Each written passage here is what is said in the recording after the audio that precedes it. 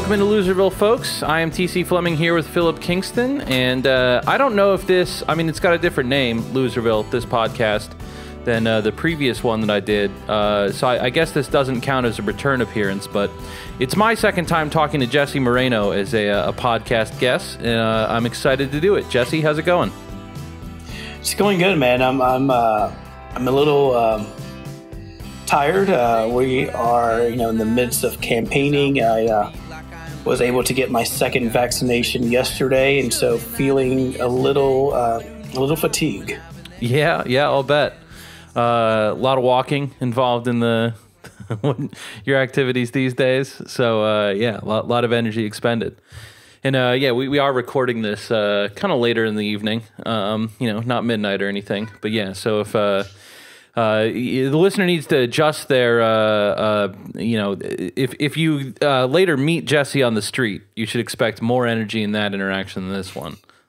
We're recording at an hour that you would not want Jesse to show up on your doorstep. So we're trying to fit it into his busy campaign schedule. Yeah, that's what I tell people all the time.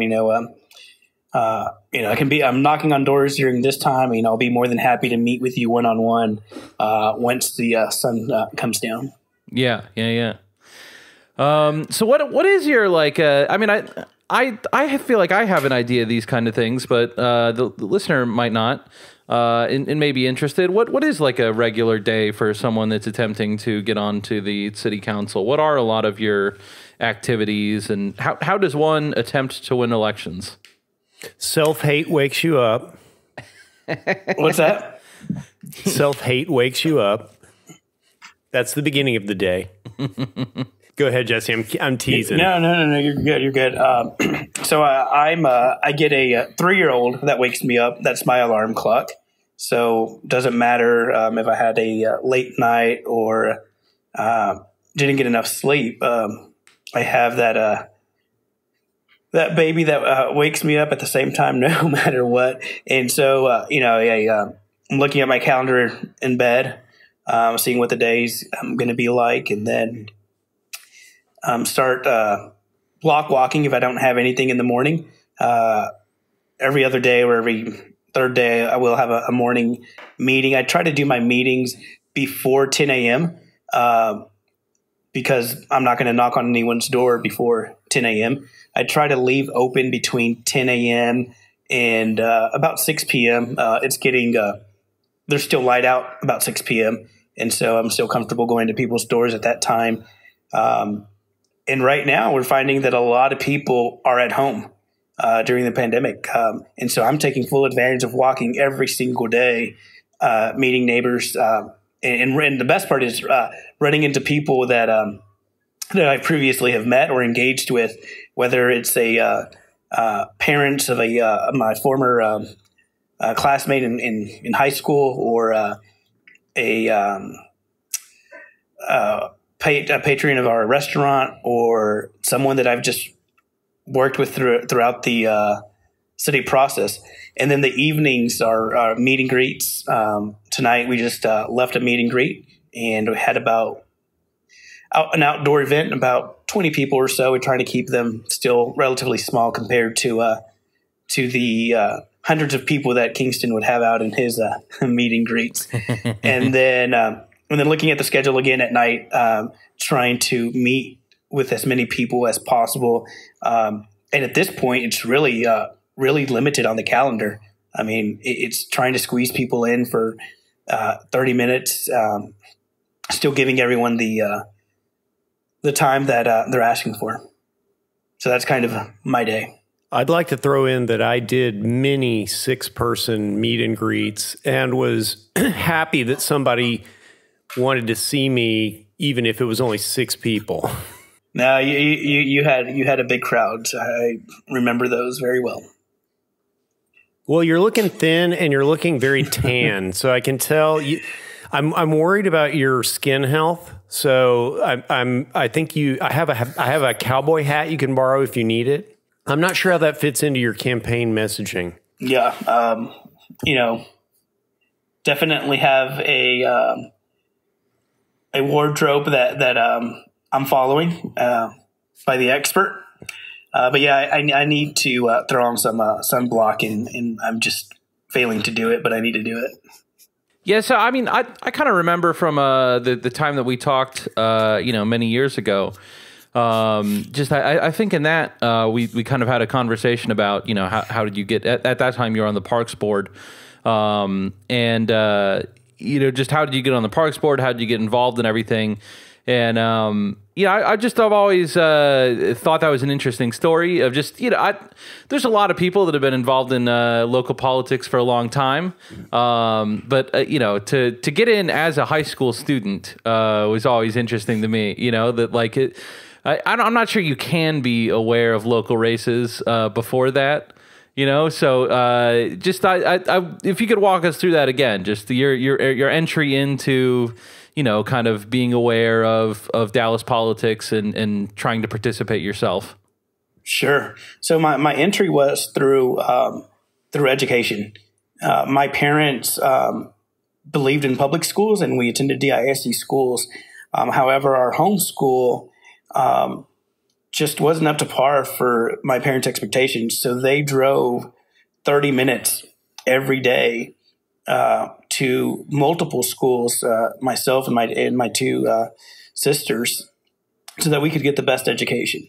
But they didn't stop there. They said, how can we improve the schools in our neighborhood so those folks that don't have the mobility or the luxury to be able to take their kids to a better school, how do we improve our neighborhood schools? And that's how we kind of got our first our feet wet in the political arena, working with our trustees, working on improving our schools.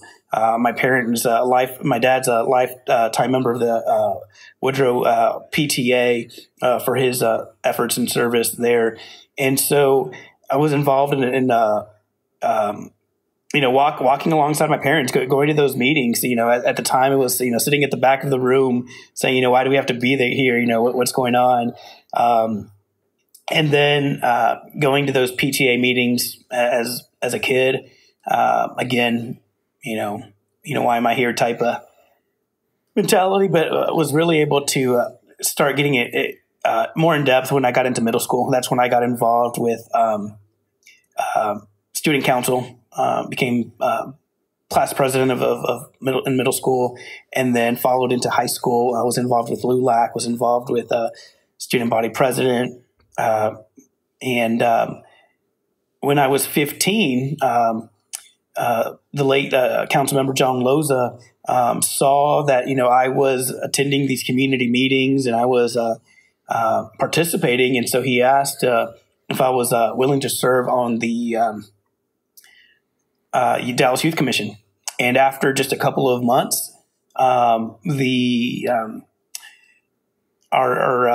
sponsors for the Youth Commission, the opportunity arose for a new leadership position. The former commissioner was graduating, was a senior.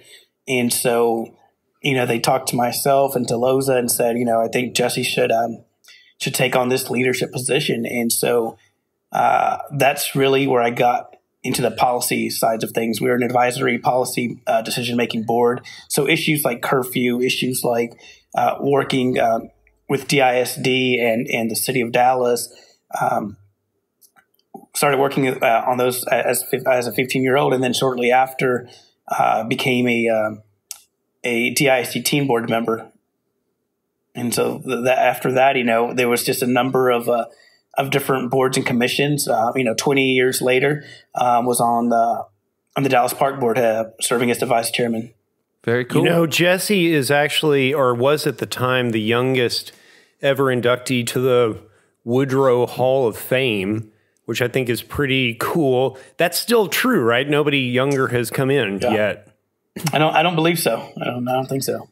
We keep getting older, and eventually younger people are who we look up to. It's happening. It's happening to me. I hope it will happen for both of you. Yeah. Well, yeah. If you don't mind, I do want to touch a little bit on that. Is that I do have 20 years of service, and sometimes I get Jesse's a career politician, or Jesse's a person who is an establishment. We keep telling our youth, we want you to get involved. We want you to embrace the city rather than inheriting it. And so, it's my hope as well that we get more youth engaged at City Hall, and that they're not having to clean up our mess, that they're able to be part of the solution as young people and as young adults. And so that's been a little frustrating along the campaign path, that it's, we tell our youth to get involved, and then, you kind of get penalized for it. Yeah, no, that's a fair point. But it sounds like that's possibly echoes of things that people are hurling at you at candidate forums. And I would just say they got to say something, right? Like it's not like that they would go up to the thing and be like, well, it was a mistake for me to enter, and I think that everyone should vote for Jesse. So, but you're right. What TC is saying is, what else is Raha going to say? Yeah. You can't say he's a bad guy, so we're going to have to go with this. You don't have to participate in the bashing of your opponents that we're going to do, but that is actually part of the show, and we warned you about it. I think anyone that crosses paths with Philip knows to at least protect himself somewhat. Who knows what he's going to say next, man? But yeah, so what have been the big topics coming up at candidate forums? What kind of are the major issues in this race that you think it's kind of being the lines along which it's being debated? Sure, and it's public safety and housing. Those are the two most common threads that come. And so, we all have, our platforms, and they're basically all the same. It's what have you done, and how are you going to solve the issues at stake? And that's where we are different. We all relatively have the same mindset on what are the current issues in Dallas, but what have we done to resolve those? How we've participated to make Dallas a better city, and then how are we going to continue doing that work? So where do you fall on housing? What are your ideas there? Yeah, I'm a third generation Dallasite. I've my wife and I are raising our daughter in the same neighborhood that I grew up in a historic part of East Dallas. And so one of the best things about District 2 is the neighborhoods that are so unique and bring so much culture to Dallas. And I want to make sure we're protecting and preserving those. And then a number one way we do that is by keeping seniors in their homes. And that's by making sure that they can pay their property taxes, make sure there's programs in place to stop the fast track of gentrifying a neighborhood. And so there's things like the home repair program. There's things like potentially freezing taxes that we can look at it in order to keep those seniors in their houses. Yeah, I'm happy to hear you whenever you kind of mention some of those examples, because to me, gentrification is one of those really complicated issues where on some level, like, gentrification is another word for, things getting nicer, which I would hope that we're all in favor of. I want to live in the nicest city possible. But you definitely don't want to force out seniors. So, like, having a kind of a anti-development mentality seems bad, but that doesn't sound like what you're talking about. Like the freezing property taxes for the people who already live there. That sounds great to me. Like I would hope that we all could get behind something like that.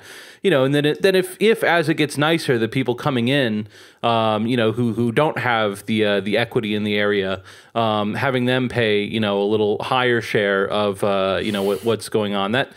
That just seems fair to me. Sure. And so you're right. It's going to happen no matter what. We're going to see gentrification. And so, something that I like to do and work with as development comes in is I really feel that through public art, through preserving the history in the neighborhood, that's one way to you know, from erasing a neighborhood, sure, you know, we might not have the same people living here, but if we can at least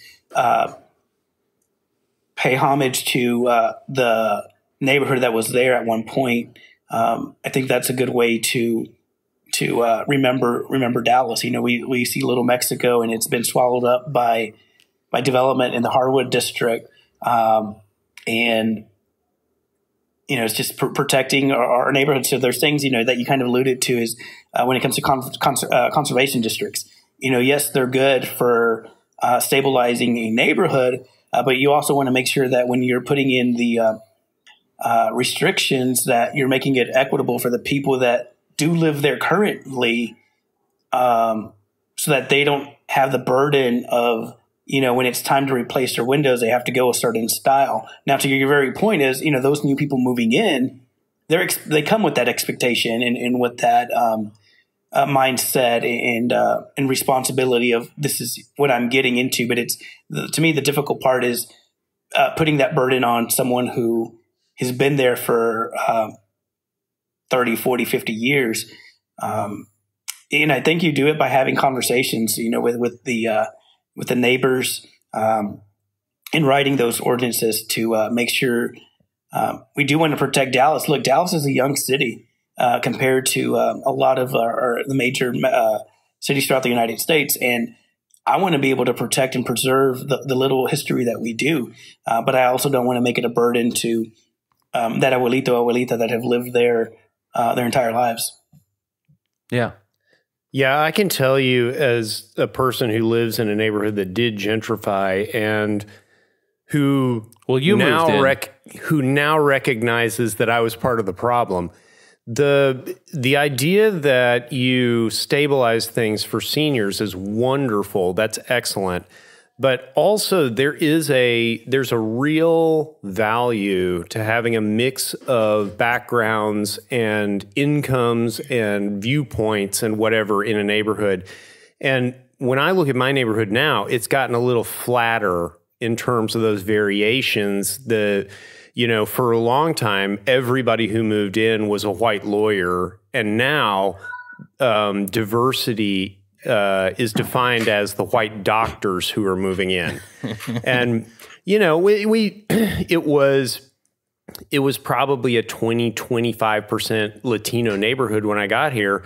And it would be better if it still were. Now, in my neighborhood, nobody who exited got robbed. You know, they got decent value for their houses. And when we've seen gentrification in southern Dallas or in western Dallas, we've seen people who had to sell or felt they had to sell at a price that meant that they weren't living in the city of Dallas anymore. That's right.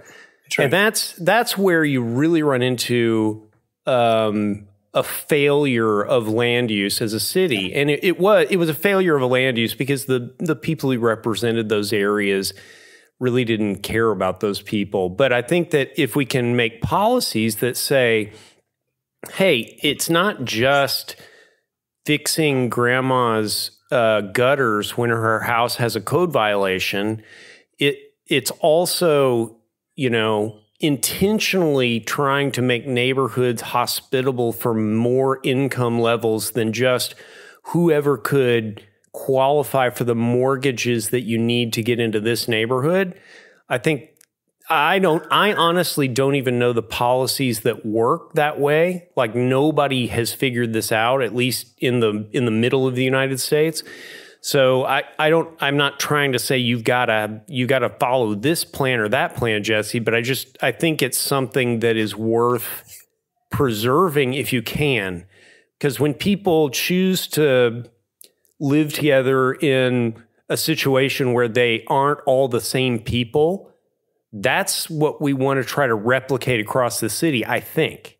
Yeah, I mean, you know, and that's the issue we're running into, right? You know, some of these people bought their homes for $20,000-$25,000, and they're getting offers of $200,000-$300,000. But the issue is, where do they go? And you're right, they can't go anywhere in the city of Dallas. And if they do, they're starting all over with it. You know, yeah, they have a nice down payment, but they have now they have a mortgage, and they have their property taxes that they're still having to deal with. So yeah, I mean, yeah, they're getting offered over market value, but there's nowhere else for them to go. They're going to just have to go to the suburbs or an apartment. Especially if they're on fixed income by that point. And the apartment comment, I think, brings up the other thing that happens is these neighborhood infill communities have rental housing that goes away. You broke out. Can you say that again? Yeah, I think that the rental thing is the other thing that's important about that is that these existing infill neighborhoods, before they gentrify, have all this rental housing that is the first thing that goes away. Yeah. Wait, you mentioned the second thing that was important was public safety. And I know that you know me and TC, and you know that this podcast is ideologically aligned with the Black Lives Matter movement. So you knew that coming in. Tell me how you are messaging public safety and what you see in the future for public safety budgets and practices for the city of Dallas. Yeah, so I think we need to follow more of a participatory budgeting process and having the people tell us how they want to use those dollars, right? I also know as a former park board representative that when we offer services to our kids, like rec leagues that are free or $5 to participate, I mean, you look at select clubs now, private lessons. And, you look at MoneyGram Field, and people in that soccer program are having to shell out thousands upon thousands of dollars to use a city facility to be able to play there. That's just unrealistic, and it's shameful. So we know that when we put resources that are available to our inner city kids, whether that be sports or tutoring or homework help, or during the summer programs when we extend our hours to midnight and bring in, a DJ and do pizza and Cokes, or open up the skating rink to give these children an opportunity to have a safe environment. That's when our crime goes down. When we invest in lighting up a neighborhood, those are all ways that we are able to tackle crime. And there's one thing that we do have to be very true about is that there's violent crime and nonviolent crime. And we all know that the nonviolent crime, we're seeing unproportionate numbers of black and brown people being pulled over for whether it be personal small amounts of marijuana or a teenager that's out breaking curfew. And we really have to get a handle on that. For public safety, I want, if there's an emergency, I want DPD to be able to respond in a timely manner. I want them to, if there's a major incident, if there's a murder, to be able for those police officers to be able to get there. And so, we give them the resources and tools, but at the end of the day, we make sure that they're accountable. And we've seen time in and time again, that a lot of officers are just not trained properly. We talk about non-lethal weapons.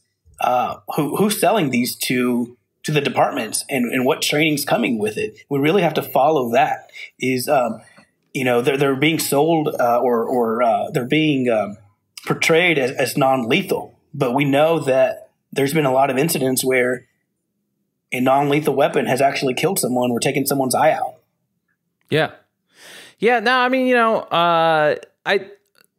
right. Training is good. I'm in favor of more of it, so on. But whenever we talk about police on this podcast, I immediately go back to the conflicts between police and citizens that occurred last summer where, we had photographs of members of the DPD shooting pepper balls at people like point blank. And I don't think I would need training for that. You know what I mean? I think that we just need a system where we are finding the kinds of people who are someone that would shoot a pepper ball at someone and just making sure that we don't give it to them and don't let them participate in the police force whatsoever. It's, I don't know. I'm not offering a specific rebuke to anything you're saying, just kind of throwing out my own thoughts. as I'm hearing it. We're just having a conversation. Well, I think the standard thing that movement people say is you can't reform this.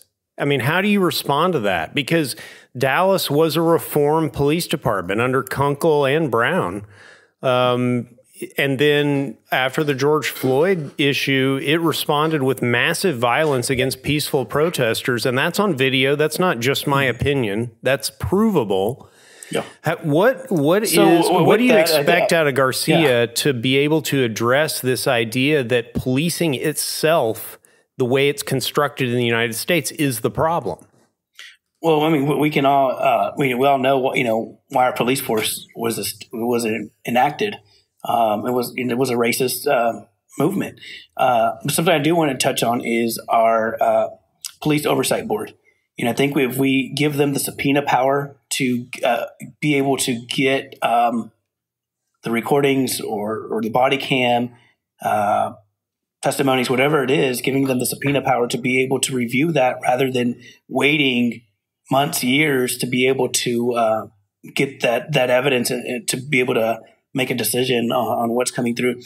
One of the models that I do like that Chief Garcia is bringing in is he talks a lot about a previous program we had here in Dallas, and I'm not sure if it was a national program or just here to Dallas, was the Weed and Seed program. And so, Kingston, I don't know if you recall the Weed and Seed program, and it starts with wiping out graffiti and getting into the communities, the broken window theory. And I think he really understands that, and I think he is willing to engage with community and building that trust within the police again, because the trust is not there. I mean, even for me, as a brown man, if I get pulled over for going 5 miles over the speed limit or whatever it is, I'm thinking, where are my hands? What's my next action? I just scratched my foot, and that could have really probably not turned out great. And so relationships with our police is critical. We can't give Chief Garcia the entire a year to come up with a plan and implement it. And we do need to give him some time, but we can't give him too much time where we see no results and no changes. Yeah. So one of them is the overtime. I think some of our officers are. They're overworked and they're overstressed, and that causes to bad judgment calls. And so I think we have officers that are working even outside the DPD call. They're working weddings after they've worked a shift. They're working at a bar as a bouncer, and so we really need to have a better understanding of how long have they actually been on the clock? Are they finishing the night at 3 a.m. and then coming in at 8 a.m. the next day? Yeah. And what are your thoughts like as far as just kind of taking some of the responsibilities that we've traditionally assigned to police and rethinking ways to handle those problems? Yeah, so I'm really a fan of the Right Care program. I think that's a good program, but it's still too much. I don't believe a uniformed officer should be going out on a mental health call. There's other cities that all you have is the social worker and maybe a paramedic. Here in Dallas, you have a paramedic, a firefighter, a police officer, and the social worker all going out as a team. And we need another number other than 911 for mental health calls. We need to be able to dial a number, which is, 511 for those types of calls, because as soon as you call 911, it's escalated. It's done. It's being escalated to a calling an officer out. And so that's one program that I am that I think is promising. It still needs some work, but I think it's definitely in the right direction. Can I turn to your park board experience for a minute? Sure. So one of my favorite stories about you is, I think, honestly, I can't remember. I think it was the Fair Park debate. I'm not totally sure. But we were having a conversation at some point, and you said something to me about, oh, I'm really starting to see people who have been systematically deprived of resources and opportunity that I hadn't seen before, and I'm really learning a lot from that. Where did that come from? I mean, what did you learn from the park board? What's your background with this kind of idea of equity? And what was it that, if you remember, what sparked that sort of moment of learning? You know, I think it was going back to the way I grew up.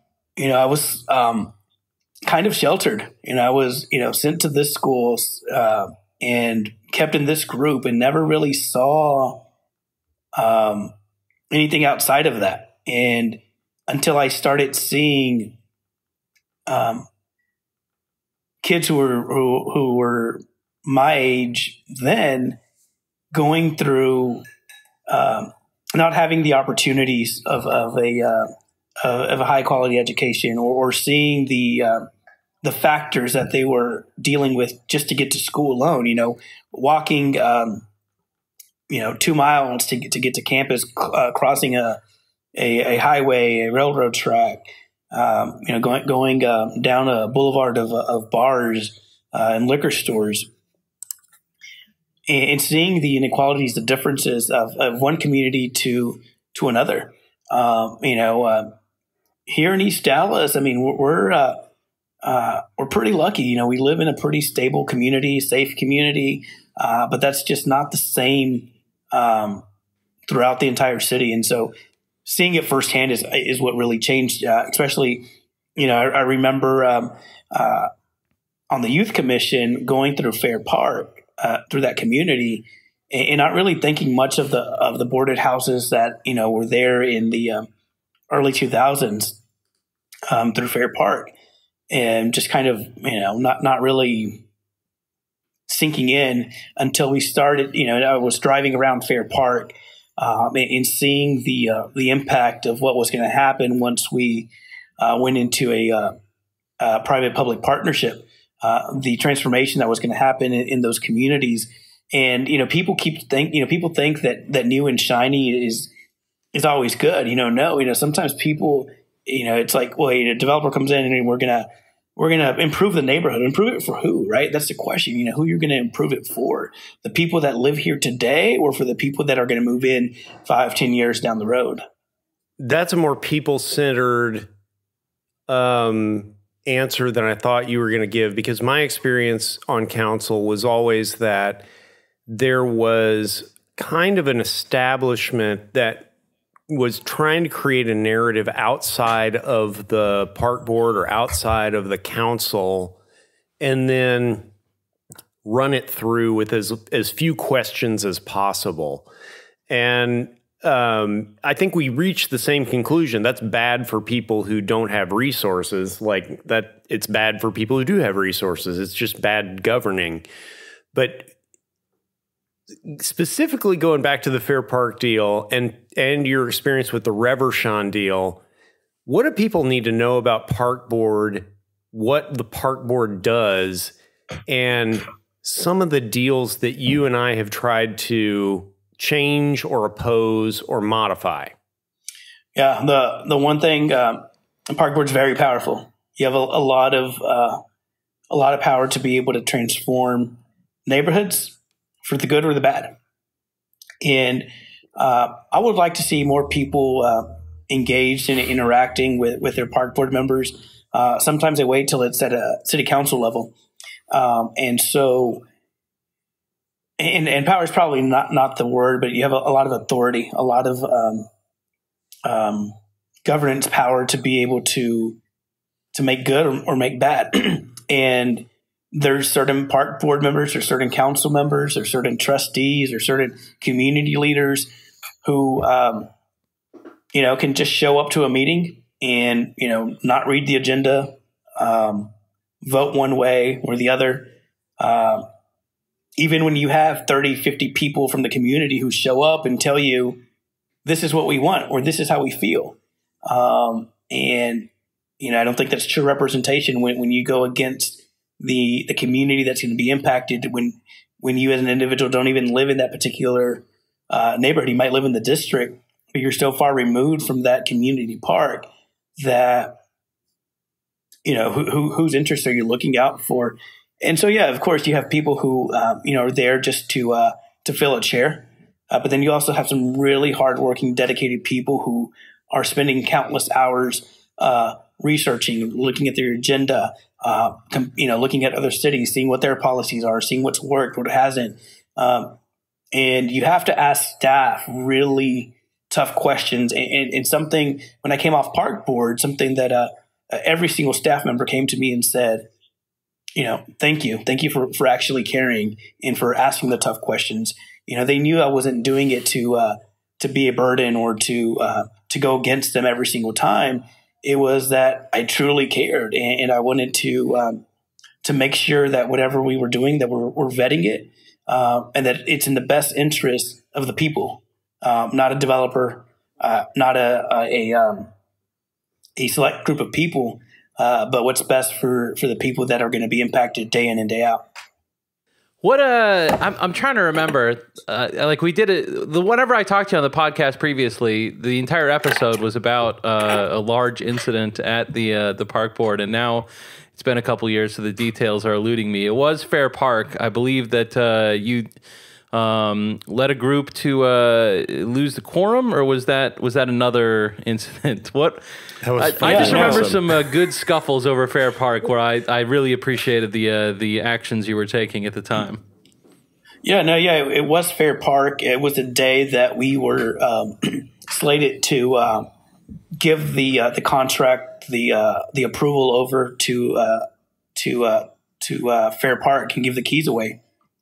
And people think that it was orchestrated, that it was that we all called each other up and said, okay, we're gonna do this if this happens, and it was all organic. It was the feel of being robbed, the feel of something that wasn't being done right.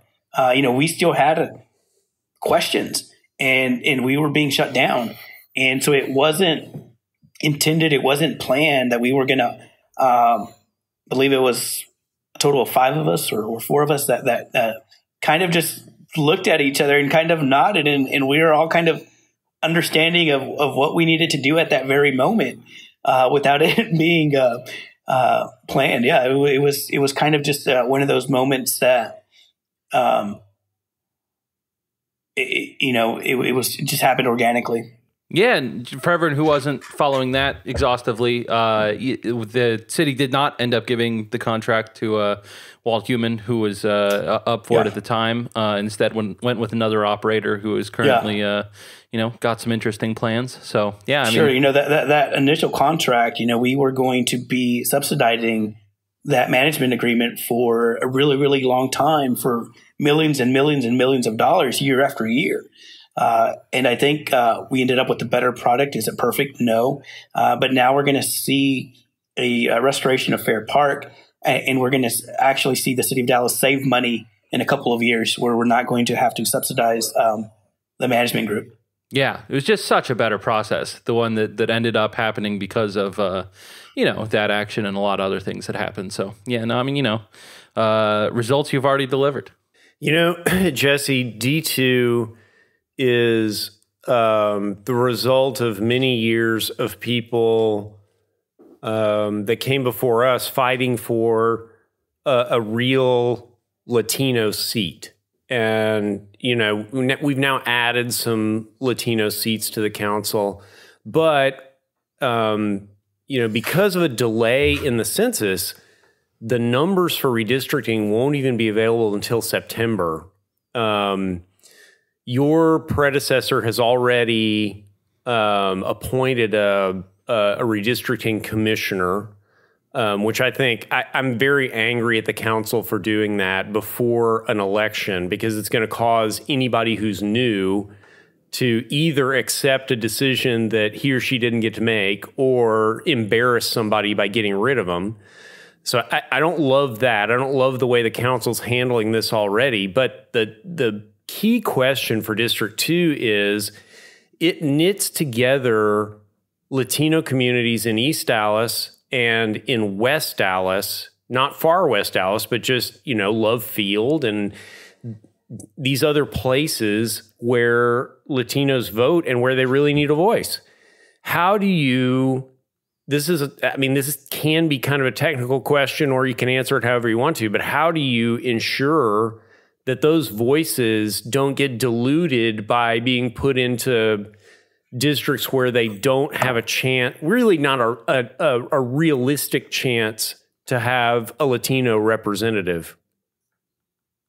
Yeah, well, first thing, one has to know and understand their district. Been out block walking in that western part of the district, just by Bachman Lake, and I was about 3 blocks outside of District 2, and Van was telling me I'm in District 2. But what I did, tell I looked the it up listeners what Van is real quick. So Van's it's now an app. It's a way to Kingston, you're probably going to be able to explain it better than me, but it's a way to track voters who historically vote. Gives you their information, how they voted in a primary, what election cycles they voted in, and you can target it to where it's people who have voted in the previous election cycle or who voted in the previous 3, and there's different analytics that you can manipulate to make sure that you're hitting the voters that you're trying to reach. But I don't know what the acronym is. It stands for Voter Action Network, but you did a great job explaining it. Yeah. Thanks. And so I was, I'm looking at this address on Van, and it's telling me I'm in District 2, and I'm just, shaking my head. That this doesn't look familiar. This doesn't feel like District 2. So I went on Dallas County, and sure enough, it was District 6. And then I had my team kind of investigate it a little bit more just to make sure. And so, I think people want a council member that, they know where the district is, even if it's 2 or 3 blocks outside the area they're representing. And so with redistricting, District 2 is, we've obviously seen a lot of growth, but we know that we did not have a strong participation when it came to the census. So how is that going to reflect? Is the Biden administration going to be able to somehow make those numbers more realistic? Because there's absolutely been growth, and then gets us to lots of areas in East Dallas that are splitting up communities. I mean, we have District 2 and 14 have parts of Munger Place, have parts of Swiss Avenue, Cedar Springs, the Cedars that are split. And so, some people like it. Hey, I have a chance to, if I can't convince one council member, then, they have the theory I can, go after the second one to try to get what's best for their community. And then there's others who think, we want one centralized, one person to represent us. And at the end of the day, District 2 currently is about 65% or so Latino.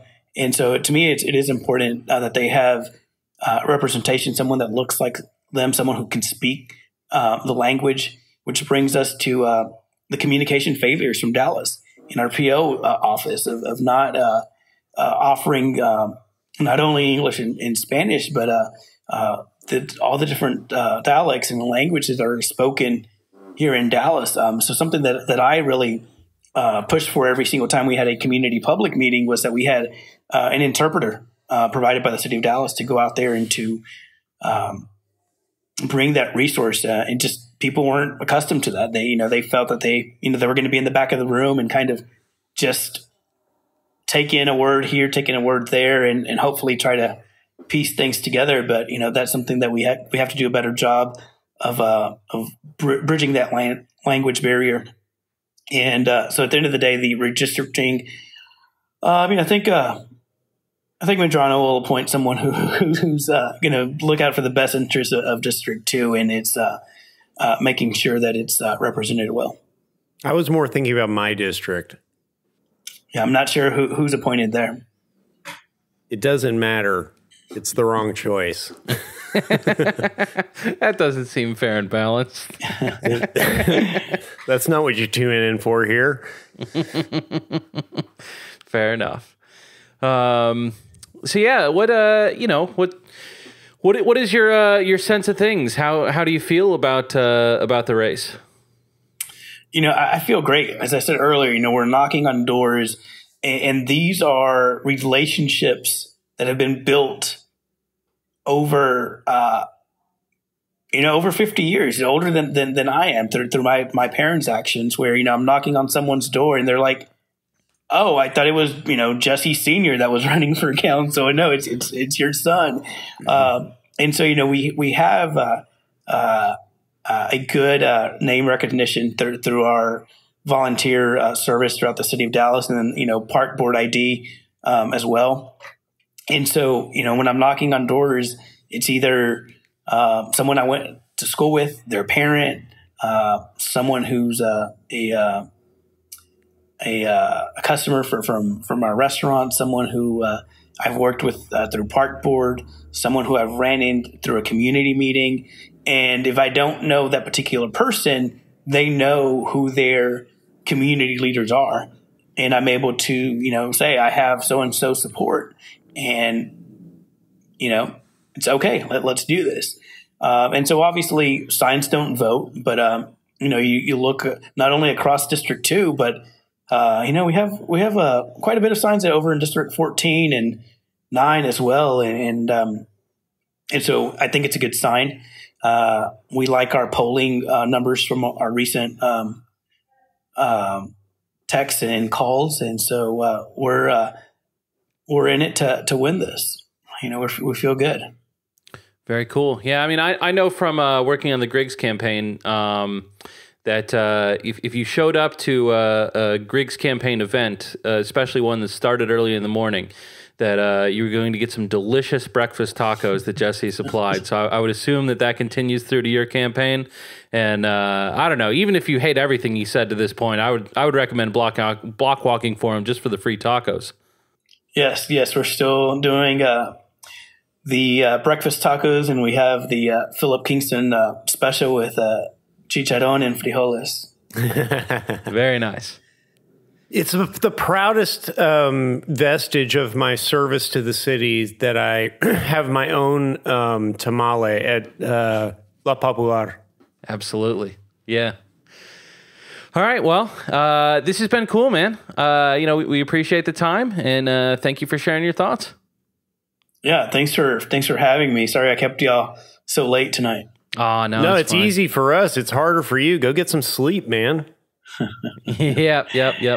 I'll sleep in hopefully 2 weeks. That's right. Yeah. Thanks, guys. I appreciate y'all.